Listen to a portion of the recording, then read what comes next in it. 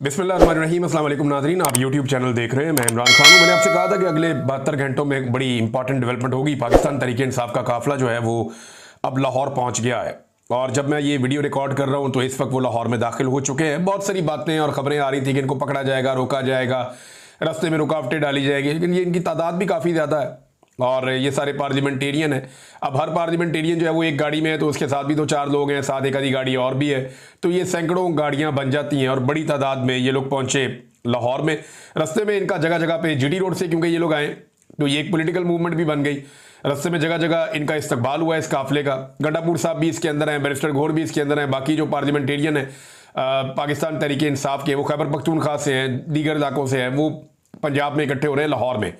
लाहौर में इकट्ठे होने का मकसद यह है कि जो भी पाकिस्तान में आज तक कामयाब तहरीक चली है उसका आगाज लाहौर से हुआ है। पाकिस्तान में बहुत सारे इंपॉर्टेंट शहर हैं लेकिन लाहौर से जो तहरीक चलती है, पाकिस्तान का दिल है, वो फिर मंतकी अंजाम तक पहुंचती है।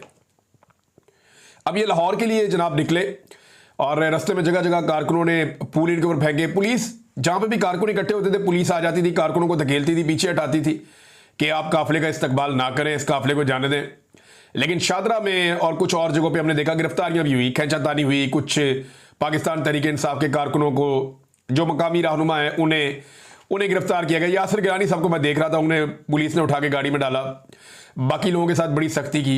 अब बड़ी तादाद में पुलिस खड़ी थी लेकिन ये काफिला फिर लाहौर पहुंच गया। लाहौर में ये लोग इकट्ठ करेंगे पाकिस्तान तहरीक इंसाफ के लोग और यहां पर हिकमत अमली बनाई जाएगी। वैसे ये कह रहे हैं कि 2-3 मकासद है आने के। नंबर 1 ये कि लाहौर आना पाकिस्तान तहरीक इंसाफ का ड्यू था। लाहौर पाकिस्तान तहरीक इंसाफ का गढ़ है इस वक्त। अगर अमली तौर पे आप ग्राउंड रियलिटी देखें तो पाकिस्तान तहरीक इंसाफ लाहौर में 90% की मकबूलियत पर है।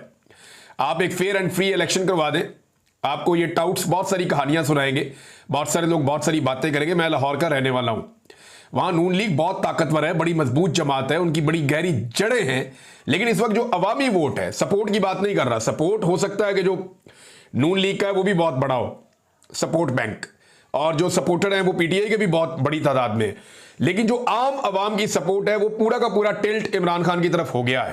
खासतौर पे मरीम नवाज के वज़ीर आला बनने पे लोग बड़े मायूस हुए हैं और जिस किस्म की उन्होंने हरकतें की हैं तो लाहौरी बड़े बाशऊर हैं और उन्हें मियां नवाज शरीफ साहब की बार बार की कलाबाजियों पर और मरीम नवाज के जो इक़्तिदार का तरीका है, जिस तरीके से उन्होंने ये सब चोरी किया मैंडेट, उस पर लाहौरी बहुत नाराज है। और लाहौर के अंदर इस वक्त वन साइडेड गेम है। ये पाकिस्तान तहरीक इंसाफ का गढ़ है लेकिन यहां पे एस्टेब्लिशमेंट ने बड़ा जोर लगा के सारा मैंडेट चोरी करके, यानी मियां नवाज शरीफ साहब के हल्के का तो बदलना पड़ गया इनको रात के वक्त आरओ। आप अंदाजा करें, आधी रात को इन्होंने आरओ तब्दील किया कि उस आरओ ने कहा जी इतनी बड़ी धांधली मैं नहीं कर सकता, कोई 5,000-10,000 का फर्क होता मैं मियां साहब का निकाल देता। ये कौन सी धांधली है कि 70,000 वोट इधर के कम करके मैंने उधर के बढ़ाने, ये धांधली मेरे से नहीं होती। तारीख के अंदर कभी वो बंदा अपने आप को कैसे माफ करता। बहरहाल उन्हें मिल गया अपनी मर्जी का बंदा, ला के उसको लगा दिया आधी रात को, मियां साहब को जनाब इन्होंने इलेक्शन जितवा दिया। तो जिस लाहौर में नवाज शरीफ खुद अपना इलेक्शन जो है वो मिन्नतें करके और जूते पॉलिश करके जीते हों, वहां पे फिर किस तरह मुमकिन है कि पीएमएलएन बाकी बची हो। देखिए उनकी सपोर्ट, उनके अपने वर्कर, उनके अपने पक्के लोग मौजूद हैं लाहौर में, ये बात ढकी छुपी नहीं है। लेकिन आम आदमी का वोट जो फैसला कुन होता है वो सारा शिफ्ट हो गया उधर पाकिस्तान तहरीक इंसाफ की तरफ। आप जब भी वोटिंग करवाएंगे अभी इस वक्त के हालात में तो पाकिस्तान तहरीक इंसाफ जीत जाएगी। बहरहाल लाहौर में इकट्ठे हो गए। एक तो ये वजह थी कि इन्होंने इकट्ठा होना था, बड़े अरसा था ड्यू था लाहौर आना। दूसरी वजह यह थी कि ये इजहार यकजहती करने के लिए आए उन 26 एमपीएस के साथ जिनके साथ स्पीकर पंजाब असेंबली मलिक अहमद खान ने इस बुनियाद पर ज्यादती की कि आपने टिकटॉकर के खिलाफ, या टिकटॉकर वज़ीर आला या जाली मैंडेट वाली शहजादी जिसको वज़ीर आला बनाया गया है उसके खिलाफ एहतजाज क्यों किया और उसकी मौजूदगी में एहतजाज क्यों किया। शरीफ खानदान की ना एक बड़ी अजीबोगरीब चीज है, ये अपने आप को बादशाह समझते हैं, ये समझते हैं कि ये किसी और दुनिया से आए हुए हैं, इनसे तनकीद बर्दाश्त नहीं होती। मैं जाती तौर पर इसका विक्टिम हूं। मैंने 2-4 मरतबा सख्त सवाल किया इनसे तो इन्होंने मुझे नौकरी से ही निकलवाने की कोशिश कर दी। ये मेरे पीछे पड़ जाते थे, इनके बंदे आके मेरे दफ्तर में बैठ जाते थे। एक दफा ख्वाजा साद रफीक साहब आए थे और एक दफा परवेज रशीद साहब आए थे। ये जनाब मेरे दफ्तर आके बैठ गए, ये बंदा नहीं चाहिए। मियां साहब नाराज हो गए, मियां साहब बदमजा हो गए कि मियां साहब से सख्त सवाल कर लिया है।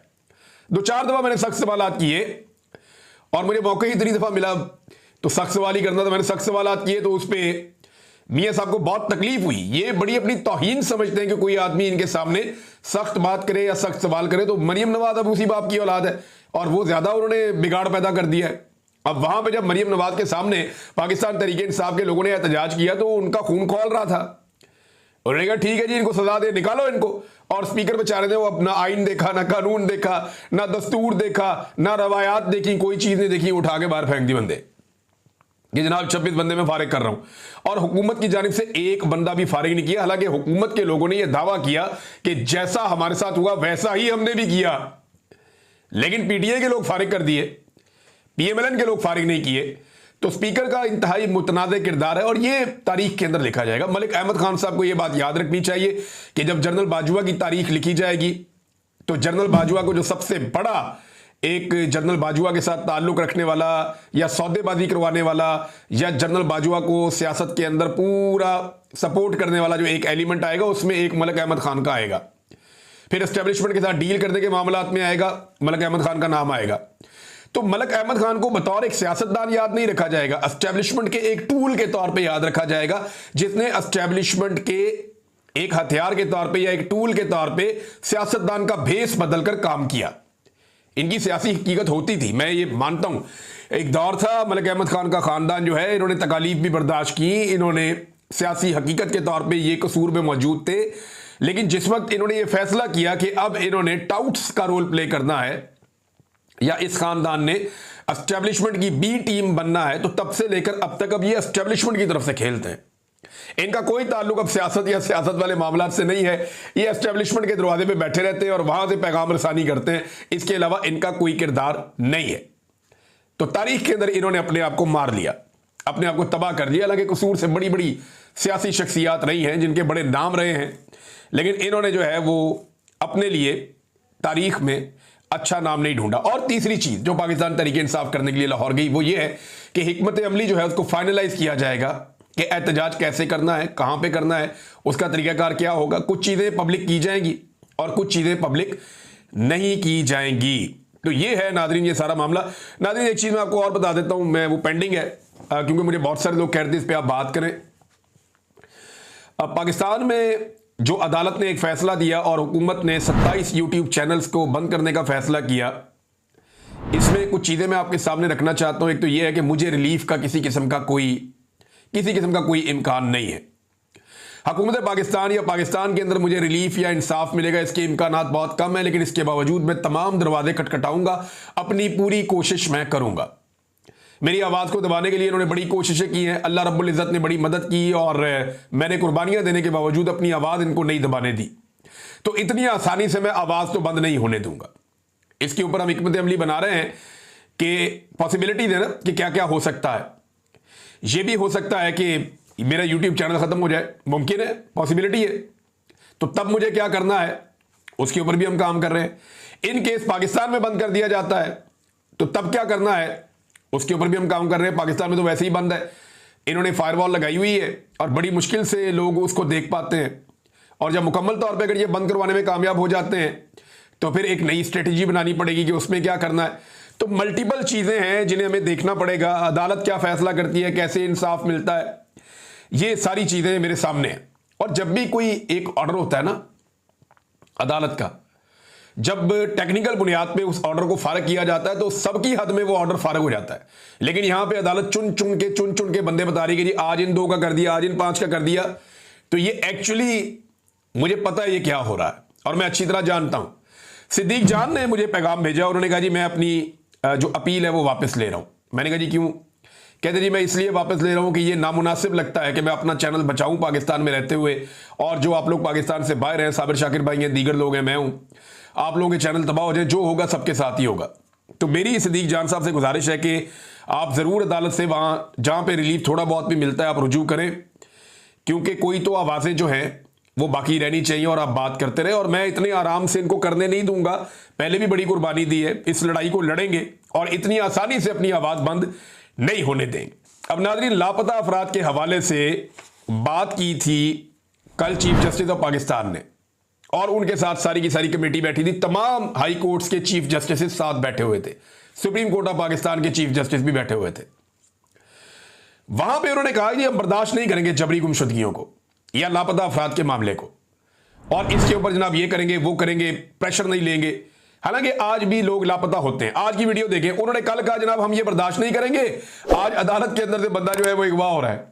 ये वकील साहब जा रहे हैं और वकील साहब कैमरे के अंदर मीडिया से बात कर रहे हैं, और ये पीटीआई के लोग हैं, और इनकी बैक साइड से एक बंदे आते हैं सादा कपड़ों में, एक बंदे को एक कमर से पकड़ता है, एक साइड से पकड़ता है, एक बंदा पीछे से धक्का देता है, घसीट के ले जाते हैं अगवा करके। अंदाजा करें आप, यानी सरेआम अदालत के अंदर से बंदा अगवा हो रहा है।